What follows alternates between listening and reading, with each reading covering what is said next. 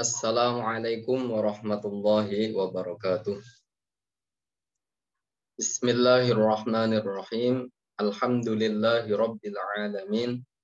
Lahun ni'matu wa lahul fadlu wa lahus sana'ul hasan. Salawatullahil barrir rahim wal malaikatil muqarrabin. Ala sayyidina Muhammadin wa ala alihi wa sahbihi tayyibin at-tahirin.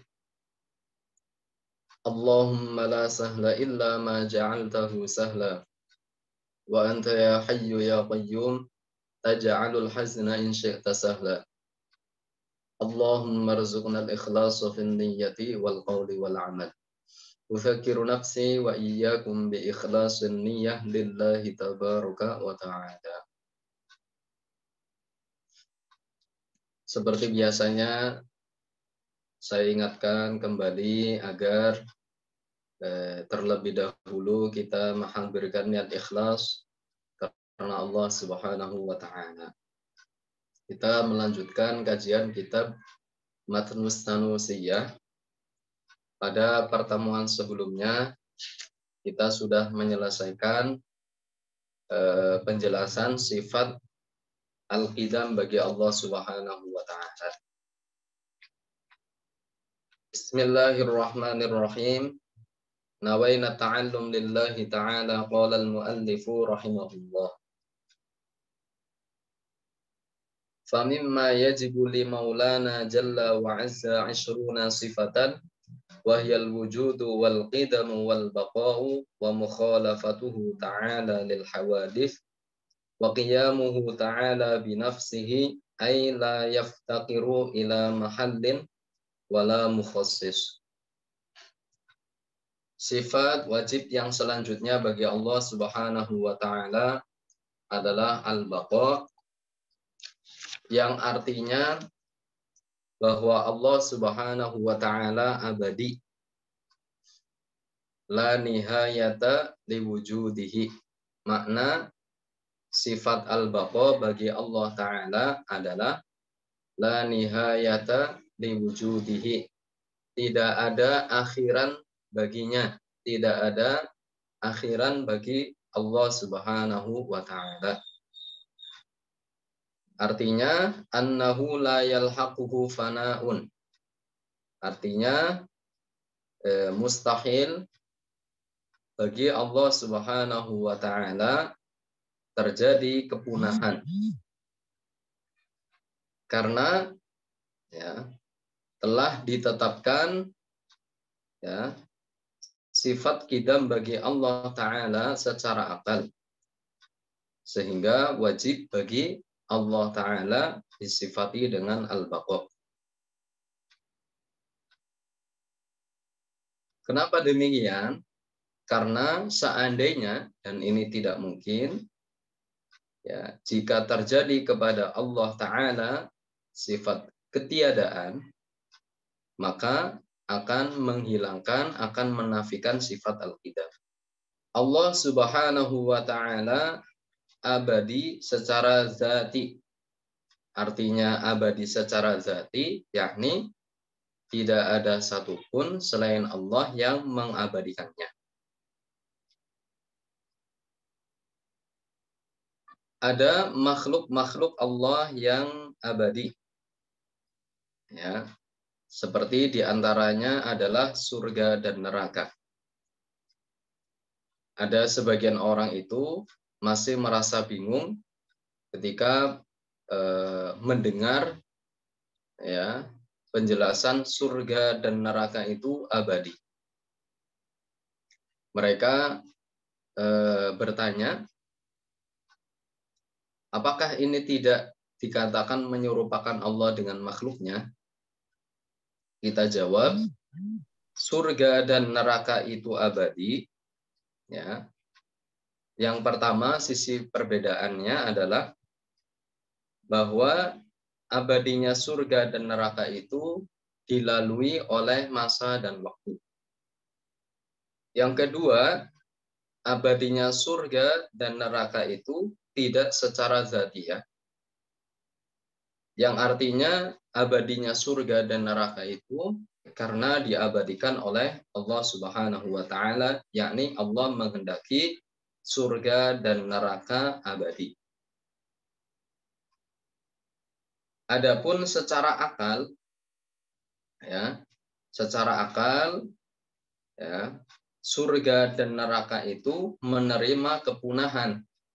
Secara akal, surga dan neraka itu menerima kepunahan karena surga dan neraka adalah makhluk.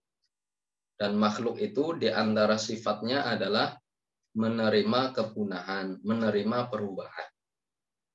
Akan tetapi, ya, karena nas Quran, hadis dan ijma menjelaskan bahwa surga dan neraka itu abadi, sehingga kita tidak boleh berkeyakinan bahwasannya surga dan neraka itu akan punah atau berkeyakinan neraka akan punah. Karena abadinya surga, ya, dan neraka, ya, ini sudah dinas di dalam Al-Qur'an. Di antaranya adalah firman Allah Subhanahu wa taala, qala Allah taala, innallaha la'anal kafirina wa a'adda lahum sa'ira khalidina fiha abada la yajiduna waliyyan wala nasira. Pada ayat tersebut ada kalimat khalidina fiha abada yang menjelaskan bahwasannya neraka itu abadi. Ya, ini nas dari Al-Qur'an. Terus kemudian nas dari hadis yang menunjukkan tentang abadinya surga dan neraka. Di dalam hadis riwayat Imam Al-Bukhari dan Imam Muslim disebutkan, idza sara ahlul jannati ilal jannah wa ahlun nari ilan nar ji'a bil maut hatta yuj'ala bainal jannati wan nar. Thumma yuthbahu thumma yunadi munadin ya ahlal jannah la mauta. Ketika penduduk surga memasuki di dalam surga dan penduduk neraka masuk ke dalam neraka, maka akan didatangkan kematian dan dijadikan di antara surga dan neraka, lalu kemudian kematian tersebut disembelih. Ya, karena nanti pada hari itu bahwasannya kematian itu akan dibentuk dengan bentuk mirip dengan domba. Dan kematian tersebut akan disembelih karena kematian adalah makhluk. Summa yunadi munadin, kemudian ada penyeru, ya ahlal jannah la mauta, yang isinya wahai penduduk surga, la mauta, tidak ada kematian lagi. Wa ya ahlan nar la mauta, wahai penduduk neraka, la mauta, tidak ada kematian lagi. Fayazdadu ahlul jannati farahan ila farahihim, maka penduduk surga saat mendengar kalimat tersebut bertambah senang, ya, bertambah bahagia. Wa yazdadu ahlun nari huznan ila huznihim, dan penduduk neraka ketika mendengar kalimat tersebut mereka bertambah susah dan gelisah. Hadis riwayat Imam Al-Bukhari dan Imam Muslim. Jadi dalam hadis tersebut ada redaksi la mauta la mauta. Ini menunjukkan bahwasannya surga dan penduduknya itu abadi. Neraka dan penduduknya itu abadi. Lalu kemudian ijma para ulama tentang keabadian surga dan neraka sebagaimana yang disebutkan oleh pakar tafsir Al-Qurtubi, Al-Hafiz Taqiyuddin As-Subki, dan Imam At-Taftazani dan ulama-ulama yang lainnya. Yang maknanya bahwasannya surga dan neraka itu abadi, ya, karena telah ditetapkan oleh syarak. Namun secara akal karena surga dan neraka itu adalah makhluk, ya, bisa menerima kepunahan. Karena telah ditetapkan oleh syarak bahwasanya surga dan neraka itu abadi, maka kita tidak boleh berkeyakinan bahwa surga dan neraka itu akan mengalami kepunahan. Dan di antara kesesatan yang dibawa oleh sekte Al-Wahabiyah adalah mereka berkeyakinan bahwasannya neraka akan punah. Ini sebagaimana mereka menyebutkan dalam kitab mereka sendiri, nama kitabnya Al-Qaulul Mukhtar li Bayani Fana'in Nar, dikarang oleh sekte Al-Wahabi yang bernama Abdul Karim Al-Hamid. Ini jelas ya, judul kitabnya saja ya, isinya Al-Qaulul Mukhtar li Bayani Fana'in Nar. Ini kitabnya Wahabi. Terus kemudian dalam kitab Syarhul Aqidah At-Tahawiyah yang disyarahi oleh Ibnu Abil Aiz. Sebenarnya ya kita katakan bukan syarahnya, cuma kan mereka kayak mensyarahi. Sebenarnya tidak. Aqidah At-Tahawiyah sebagaimana yang kita tahu, kitab yang dikarang oleh Ahlus Sunnah wal Jamaah yang bernama Al-Imam Abu Ja'far At-Tahawi.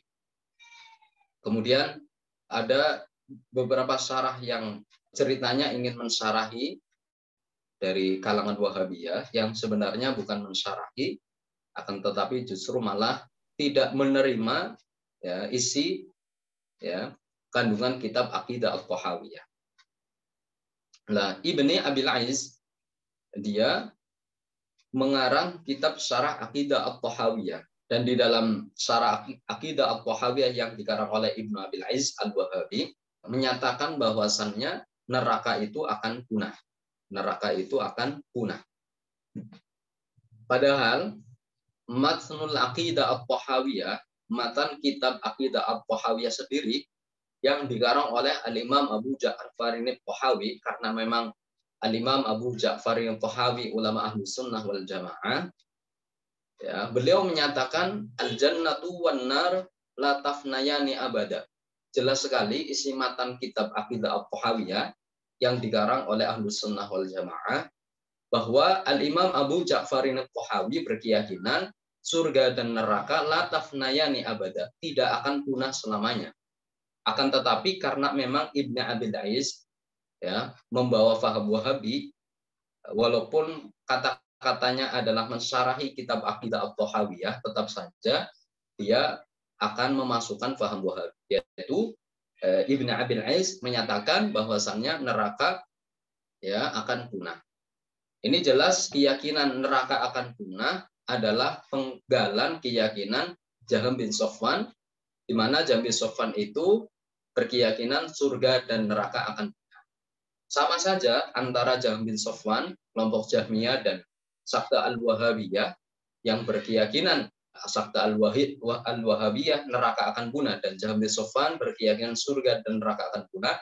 Ini sama-sama saja keyakinan tersebut menyebabkan mereka itu terjatuh di dalam kekufuran. Kenapa? Karena telah menentang nas sharih di dalam Al-Quran, hadis, dan ijma' ulama. Terus sebagaimana kaidah yang disampaikan oleh Al-Imam An-Nasafi, bahwasannya beliau menyatakan raddun nususi kufrun. Maknanya menentang nas. Nas di sini berisi Al-Quran, hadis, dan ijma' ulama, kufrun, maka orang tersebut dihukumi keluar dari agama Islam. Na'udzubillah. Kembali ke tema awal, yaitu tentang masalah sifat al-baqa bagi Allah Subhanahu wa taala. Jadi sifat baqa bagi Allah taala maknanya adalah la nihayata liwujudihi. Tidak ada akhiran bagi wujudnya Allah taala, yakni Allah mustahil baginya menerima kepunahan. Karena sebagaimana secara akal sehat ditetapkan kepada Allah taala sifat al-qidam, maka ya zat yang disifati dengan al-qidam pasti disifati dengan sifat al-baqa. Dalil secara akal. Ya, dalil secara akal tentang sifat al-baqa bagi Allah taala apa? Ya, lau jaza alaihi al-adam lakana yajuzu alaihi ma yajuzu 'alal hawadits. Ini dalil secara akal tentang sifat baqa bagi Allah taala. Ya. Dalil akalnya bagaimana? Karena apabila dan ini tidak mungkin berlaku kepada Allah taala sifat ketiadaan, maka meniscayakan apa apa saja yang berlaku kepada sifat-sifat baru itu juga bisa berlaku kepada Allah Subhanahu wa taala. Dan ini mustahil. Dan ini mustahil. Karena apa? Kalau apa saja yang berlaku kepada makhluk itu berlaku kepada Allah taala, maka Allah akan disifati dengan sifat yang baru. Dan apabila disifati dengan sifat yang baru berarti secara akal mentiadakan sifat al-qidam kepada Allah Ta'ala, padahal telah ditetapkan secara akal sehat bahwasanya Allah Ta'ala disifati dengan al-qidam, sehingga apa? Sehingga Allah Subhanahu wa Ta'ala wajib disifati dengan al-baqa, dan mustahil tidak bisa diterima oleh akal dan syara sifat al-fana, sifat ketiadaan, kepunahan, ya, mustahil bagi Allah Ta'ala.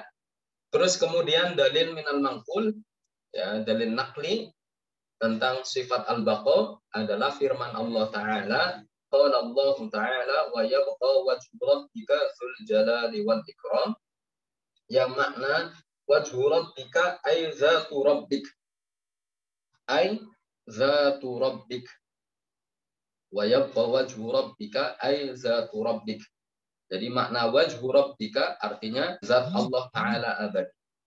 Ya, bukan maknanya wajhun pada ayat tersebut artinya Allah memiliki wajah, anggota tubuh, ya, seperti yang difahami oleh al-musyabbiha wal mujassimah. Kalau Ahlus Sunnah wal Jamaah kata wajhu rabbika pada ayat tersebut maknanya adalah apa? Maknanya zatu rabbik. Pada pertemuan sebelumnya juga sudah saya singgung tentang kalimat wajhun. Jadi wajhun di dalam bahasa Arab itu memiliki beberapa makna.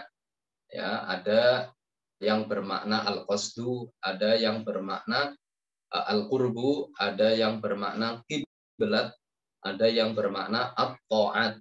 Ya, terus kemudian ada yang bermakna zaturab, zat, bermakna zat. Wa mukhalafatuhu ta'ala lil hawadithi. Kemudian sifat wajib bagi Allah Subhanahu wa Ta'ala yang selanjutnya adalah mukhalafatuhu ta'ala lil hawadith, yang maknanya adalah Allah Subhanahu wa Ta'ala tidak serupa dengan perkara-perkara yang baru. Maksudnya Allah tidak serupa dengan makhluknya, baik satu segi maupun beberapa segi. Allah Subhanahu wa Ta'ala tidak menyerupai dengan alam semesta ini. Ya, alam semesta ini ya terbagi menjadi dua. Yang pertama ada yang disebut dengan istilah ajsam, ya, yang kedua disebut dengan istilah a'rab. Apa yang dinamakan ajsam? Ya, ajsam itu artinya malahu tulun wa ardun wa umkun. Segala sesuatu yang memiliki ukuran panjang, lebar, dan kedalaman. Ini disebut dengan ajsam. Lalu kemudian jisim itu terbagi menjadi dua. Ada jismun kasif, ada jismun latif. Jismun kasif artinya ma yudbatu bil yad. Sesuatu yang berpotensi bisa dipegang oleh tangan. Seperti halnya bulan, api, ya, matahari, terus kemudian tumbuh-tumbuhan, manusia. Ini adalah benda-benda yang bisa dipegang oleh tangan. Dalam istilah tauhid disebut dengan jismun kasif. Kemudian jismun latif. Jismun latif adalah benda yang tidak bisa dipegang oleh tangan. Contohnya seperti cahaya, kegelapan, ruh, malaikat, jin. Ini adalah benda-benda yang tidak bisa dipegang oleh tangan. Dalam istilah tauhid, ulama tauhid disebut dengan jismun latif. Allah Subhanahu wa Ta'ala tidak serupa, tidak menyerupai dengan makhluknya, baik satu segi maupun semua segi. Maknanya adalah Allah bukan benda dan juga tidak menyerupai dengan benda. Allah tidak berupa benda, baik benda kasif maupun benda latif. Dan juga Allah Ta'ala tidak serupa, tidak menyerupai dengan benda. Maka Maha Suci Allah Ta'ala dari ukuran panjang, lebar, kedalaman. Maha Suci Allah Ta'ala dari ukuran kecil maupun besar. Sebab sesuatu yang memiliki ukuran, baik ukurannya kecil maupun besar, sesuatu tersebut pasti adalah benda. Dan Allah Ta'ala tidak serupa dengan makhluknya, Allah tidak berupa benda dan juga tidak menyerupai dengan benda. Baik benda kasif maupun benda latif. Tidak boleh diyakini bahwasannya Allah itu mirip cahaya. Tidak boleh diyakini bahwasannya Allah berupa ruh. Tidak boleh juga diyakini bahwasannya Allah itu berupa kegelapan ataupun berupa malaikat. Apa makna firman Allah Ta'ala, Allahu nurus samawati wal ardh? Ya. Maknanya adalah Allah huwal hadi ahlas samawati wal ardh. Zat yang menciptakan hidayah, zat yang memberi hidayah kepada penduduk langit dan penduduk bumi. Jadi bukan maknanya ayat Allahu nurus samawati wal ardh bahwasanya Allah adalah cahaya. Sebagaimana ada sebagian kelompok yang meyakini bahwasanya Allah itu cahaya. Terus kemudian ada sifat benda. Sifat benda itu diistilahkan dengan bahasa Arabnya al-a'rad atau al-arad. Contohnya sifat benda seperti halnya bergerak, diam, berkumpul, berpisah, di dalam, di luar, bertempat, berarah, bisa dirasakan, bisa disentuh, dan sebagainya. Ini adalah sifat-sifat benda. Allah Subhanahu wa Ta'ala mukhalafatuhu lil hawadits. Allah Ta'ala tidak serupa dan tidak menyerupai dengan perkara-perkara yang baru. Allah Ta'ala tidak menyerupai dengan makhluknya. Allah tidak serupa dengan makhluknya, baik satu segi maupun beberapa segi. Allah tidak menyerupai benda dan juga Allah tidak disifati dengan sifat benda. Maka mustahil bagi Allah Ta'ala disifati dengan sifat benda seperti bergerak, diam, berkumpul, menyatu, di dalam, di luar, bertempat. Mustahil Allah Ta'ala bertempat. Mustahil bagi Allah Ta'ala berada di suatu arah. Mustahil bagi Allah Ta'ala menyatu. Mustahil bagi Allah Ta'ala terpisah. Karena Allah Ta'ala mukhalafatuhu lil hawadits. Dalil tentang sifat Allah Ta'ala ini, yakni mukhalafatuhu lil hawadits, di antaranya adalah firman Allah Ta'ala, yaitu ayat laisa kamitslihi syai', yang maknanya bahwasanya Allah Ta'ala tidak serupa dengan makhluknya, baik satu segi maupun beberapa segi, dan tidak ada satupun dari makhluknya yang menyerupainya. Dan bahkan ayat ini adalah dalil nakli yang paling jelas tentang menjelaskan faham Ahlus Sunnah wal Jamaah, yaitu tanzih, at-tanzih al-kulliyah, at-tanzih al-kulliyah, yakni mensucikan Allah Ta'ala dari keserupaan terhadap makhluknya secara total. Kenapa demikian? Karena dalam bahasa Arab itu ada kaidah idza ja'atin nakiratu, ketika ada isim nakirah, ba'da siyaqin nafyi, yang jatuh setelahnya kalam nafi, maka tufidul umuma wasyumul, maka akan berfaedah al-syumul wal umum, berfaedah sangat umum, Nah, pada ayat laisa kamitslihi syai' ada isim nakirah berupa lafaz syai'un dan jatuh setelahnya kalam nafi berupa laisa, berupa laisa. Nah, ini maknanya bahwasanya menafikan secara total. Berbeda kalau semisal laisa kamitslihi insanun, laisa kamitslihi malaikatun, gitu kan? Ya maknanya tanzih, tapi kan tidak secara total. Kalau secara secara lahiriahnya kan seperti itu. Tapi kalau laisa kamitslihi syai', ini lebih umum, lebih secara total dibandingkan ketika dengan menggunakan syai'un diganti insanun atau malaikatun atau kalimat-kalimat yang lainnya. Makanya yang kita sering gunakan tentang menyebarkan paham tanzih dengan menggunakan ayat laisa kamitslihi syai'. Dan ada ayat-ayat yang lainnya, bukan hanya ayat ini saja yang menjelaskan tentang tanzih. Ya, di antaranya adalah firman Allah Ta'ala, walam yakul lahu kufuwan ahad. Kemudian firman Allah Ta'ala, fala tadribu lillahil amsal. Kemudian firman Allah Ta'ala, walillahil masalul a'la. Terus kemudian firman Allah Ta'ala, wa hal ta'lamu lahu samiyya. Ini ayat-ayat yang telah tadi sudah disebutkan, juga memberikan faham tanzih, mensucikan Allah Ta'ala dari keserupan terhadap makhluknya. Akan tetapi ayat yang paling jelas dan paling tegas tentang menjelaskan prinsip tanzih ya adalah ayat laisa kamitslihi syai'.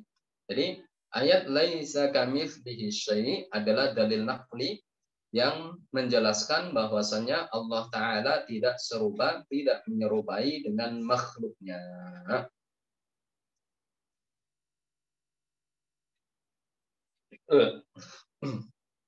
Nah, terus kemudian dikuatkan oleh maqalah al-Imam Abu Hanifah. Beliau adalah ulama salaf.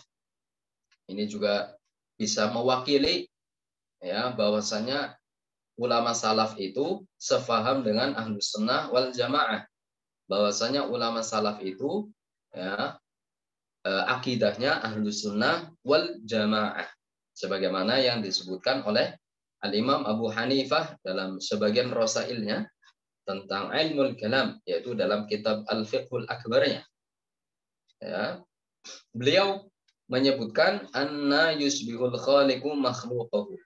Yang maknanya ay la yasihu aqlan wala naqlan ay yusbihal khaliqu makhluqahu. Maknanya pencipta mustahil menyerupai dengan yang diciptakannya. Yakni tidak sah, tidak bisa diterima oleh akal dan syara pencipta itu menyerupai dengan yang diciptakannya. Nah, ini jelas apa yang disampaikan oleh Al-Imam Abu Hanifah ini menunjukkan pemahaman kepada kita bahwa beliau itu meyakini sesungguhnya Allah Ta'ala tidak serupa dengan makhluknya. Yakni beliau berkeyakinan bahwasanya Allah tidak bertempat, Allah tidak berarah, karena sesuatu yang bertempat dan sesuatu yang berarah itu adalah makhluk. Sehingga beliau Al-Imam Abu Hanifah, keyakinan yang dibawa oleh Al-Imam Abu Hanifah dan termasuk ulama salaf, bahwasanya Allah tidak bertempat, Allah tidak berarah, karena beliau jelas sekali menyebutkan anna yusbihul khaliqu makhluqahu, yang maknanya bahwasannya Allah tidak serupa dengan yang diciptakannya. Ya. Yang diciptakannya apa? Makhluk. Makhluk itu bertempat dan berarah. Maka Allah tidak bertempat dan tidak berarah. Ini keyakinan Al-Imam Abu Hanifah. Tidak seperti yang diselewengkan oleh Sabda Al-Wahabiyah. Jadi Sabda Al-Wahabiyah itu kadang sok-sokan. Bukan kadang, kayaknya sering kali.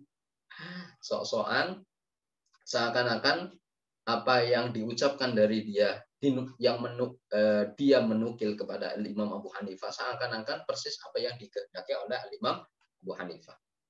Jadi ini waspada dan hati-hati, sering diselewengkan oleh Sabda Al-Wahabiyah. Saya ingatkan, ini makalah Al-Imam Abu Hanifah yang sering diselewengkan oleh Al-Wahabiyah untuk mendukung keyakinannya Al-Wahabiyah. Apa yang sering diselewengkan? Makalahnya Al-Imam Abu Hanifah, isinya adalah mengqala la a'rifu rabbi afis samai huwa am fil ardi faqad kafara. Rawahul Maturidi wa ghairuhu. Ini makalah beliau yang diriwayatkan oleh Imam Al-Maturidi dan selainnya. Artinya ini benar-benar makalahnya beliau. Bahwa beliau itu mengatakan mengqala, barang siapa yang mengatakan la a'rifu rabbi, aku tidak mengetahui Tuhan afis samai huwa amfil ardi, apakah di langit atau di bumi, faqad kafar, maka orang tersebut dihukumi keluar dari agama Islam. Nah, Sabda Al-Wahabiyah, karena mereka itu berkeyakinan Allah bertempat berada di langit, kadang mereka juga meyakini Allah berada di atas arsy, ya, macam-macam mereka itu ya. Ada yang berkeyakinan Allah ada di langit, ada yang berkeyakinan katanya Allah ada di atas arsy, ya. Ada yang berkeyakinan katanya Allah itu bersemayam di atas arsy, ada yang berkeyakinan ya di atas arsy tapi tidak menempel dengan arsy, tapi berjarak, pokoknya macam-macam mereka. Intinya mereka pemahamannya, keyakinannya Allah bertempat. Akhirnya mereka itu menyelewengkan makalah Al-Imam Abu Hanifah ini. Ya, kata mereka itu, kenapa orang yang mengatakan tidak tahu Tuhannya, apakah di langit, apakah di bumi, dihukumi keluar dari agama Islam? Kata mereka, kata Wahabi, karena orang tersebut tidak yakin bahwasanya Allah ada di langit, kayak gitu. Nauzubillah. Jadi menurut mereka Al-Wahabiyah, penyebab alasan Al-Imam Abu Hanifah mengkafirkan orang yang mengatakan tersebut disebabkan karena tidak yakin bahwasanya Allah itu berada di langit, kata Al-Wahabiyah. Ya, kita tengok coba kitab-kitabnya Al-Imam Abu Hanifah. Apakah Al-Imam Abu Hanifah itu keyakinannya sama dengan Al-Wahabiyah? Ya, kita sebutkan salah satu kitab saja tadi, Al-Fiqhul Akbar, ya. Jelas sekali bahwa beliau itu keyakinannya tanzih. Ya, beliau mengatakan anna yusbihul khaliqu makhluqahu. Ini cukuplah. Cukup ya dalam kitab Al-Fiqhul Akbar untuk bukti bahwasanya Al-Imam Abu Hanifah keyakinannya Allah tidak bertempat, ya. Karena beliau mengatakan mustahil pencipta itu menyerupai yang diciptakannya. Lalu bagaimana dengan makalah yang makalah Imam Abu Hanifah yang tadi, ya, yang diselewengkan oleh Al-Wahabiyah?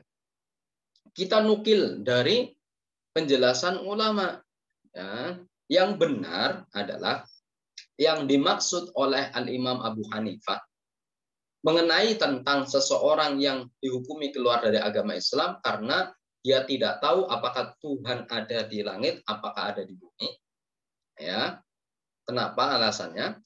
Qala Asy-Syaikh Al-Imam Al-Izzu Ibnu Abdissalam. Asy-Syaikh Al-Imam Al-Izzu Ibnu Abdissalam dalam kitab Halur Rumuz fi Bayani Muradi Abi Hanifah yang menjelaskan maksud perkataan Imam Abu Hanifah.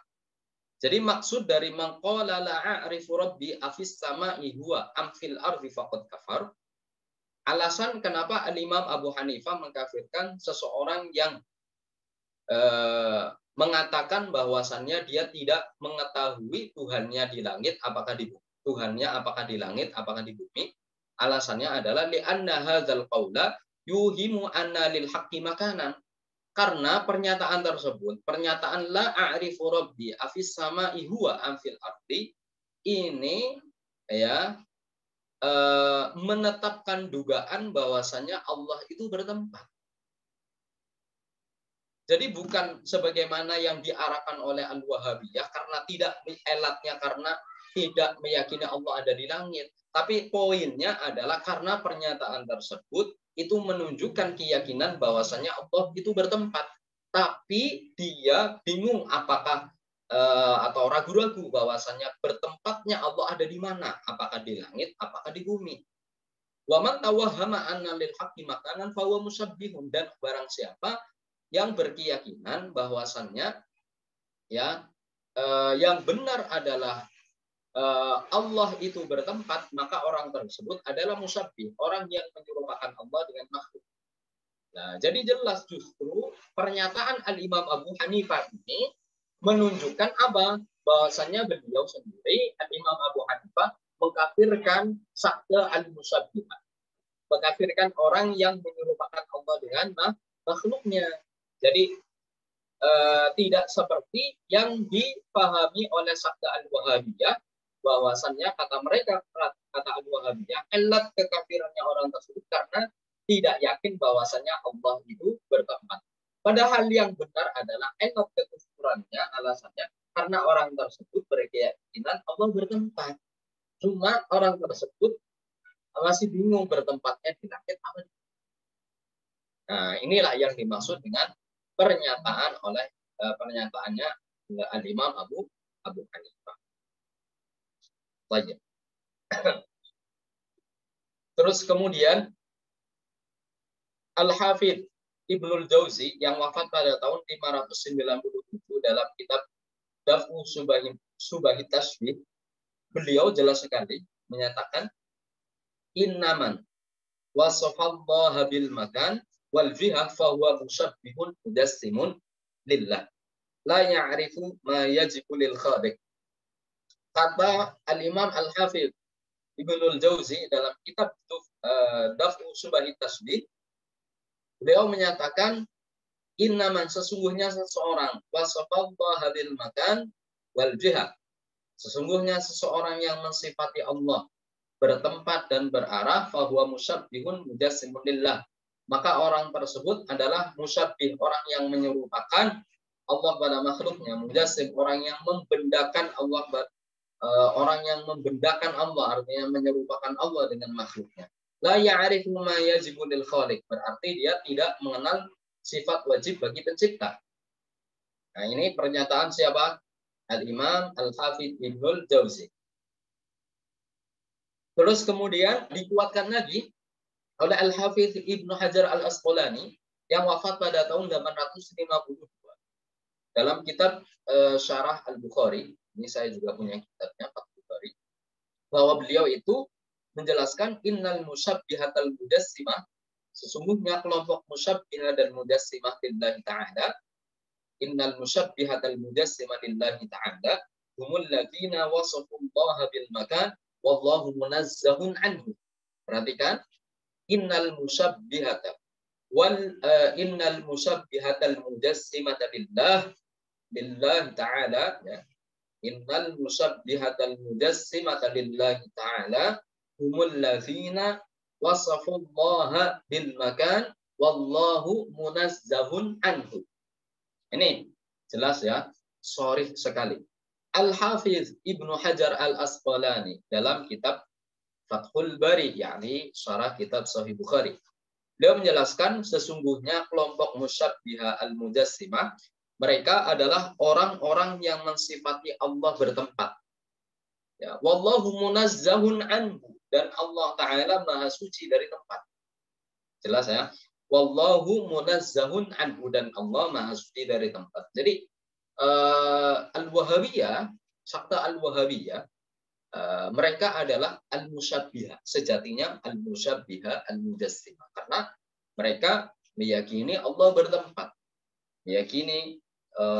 Mereka meyakini Allah berada di langit. Mereka meyakini bahwasanya Allah bersemayam di atas arsy, dan bahkan mereka meyakini setiap sepertiga malam Allah naik turun, naik turun, naik turun, naik turun. Auzubillah. Nah, terus juga dikuatkan lagi makalah ulama, yaitu apa yang disampaikan oleh Abu Sulaiman Al-Khattabi.